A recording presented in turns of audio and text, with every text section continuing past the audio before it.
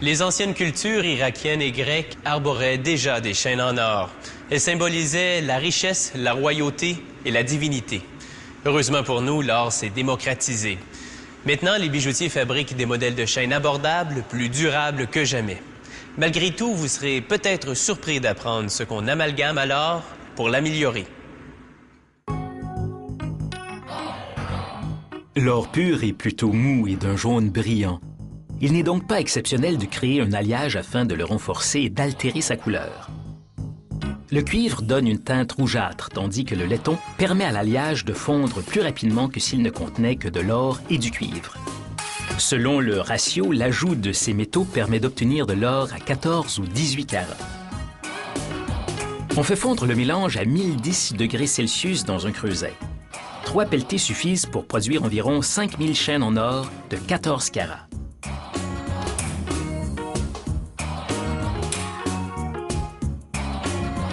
Un ouvrier verse l'alliage fondu dans une machine à couler.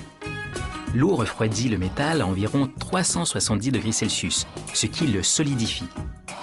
Le métal passe dans une matrice ronde qui le façonne en une tige dorée de près de 2 mètres de long. Après avoir coupé la tige en deux, les ouvriers la passent à travers un laminoir ébaucheur.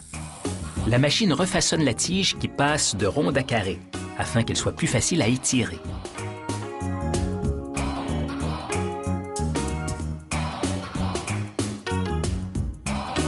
Vient ensuite un laminoir tandem. Il comprend 12 rouleaux qui étirent la tige jusqu'à ce qu'elle soit presque aussi mince qu'un spaghetti. À la sortie, des rouleaux en font une bobine de 24 mètres de long.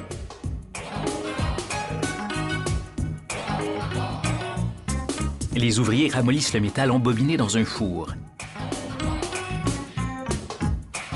Ils le déroulent ensuite et continuent d'étirer ce qui est maintenant un fil en le passant à travers une matrice dotée de diamants industriels. Afin d'éviter une surchauffe, la machine vaporise du lubrifiant pour refroidir le fil tout en le réduisant à la taille d'un cheveu humain. C'est sa taille définitive. Le fil est alors enroulé en une bobine de près de 2800 mètres de long. Ensuite, on déroule 32 de ces bobines et passe les fils dans un autre four afin de les ramollir encore plus. Si vous croyez que le fait de travailler dans une telle usine est une occasion en or, détrompez-vous. La sécurité est renforcée. Les employés doivent passer au détecteur de métal à la fin de chaque quart. Et il est interdit de porter des bijoux au travail.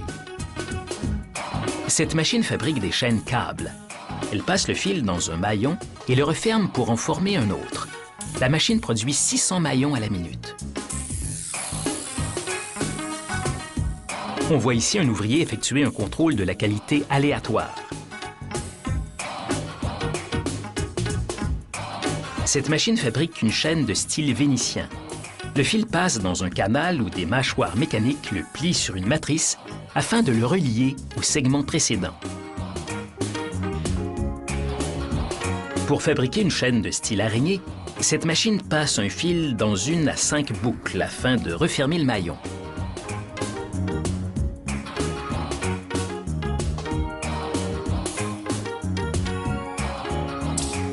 Pour une chaîne Figaro, cette machine fait 3 petits maillons.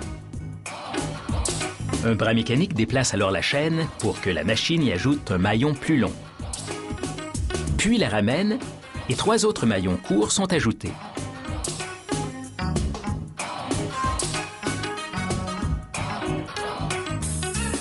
La chaîne cordelette est la plus simple.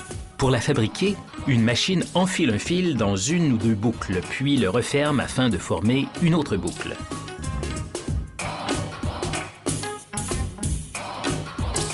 On saupoudre les chaînes terminées d'une poudre lubrifiante qui empêche les maillons de coller les uns aux autres au cours de la prochaine étape.